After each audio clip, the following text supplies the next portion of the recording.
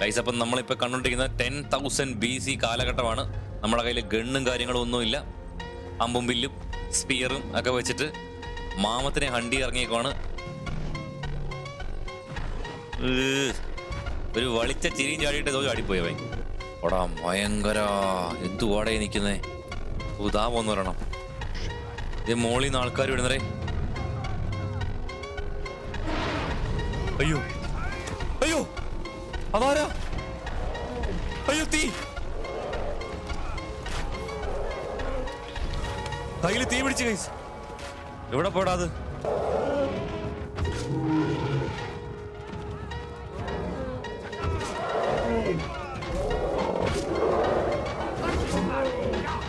എറിഞ്ഞ് വീഴ്ത്തിയണം മോനെ.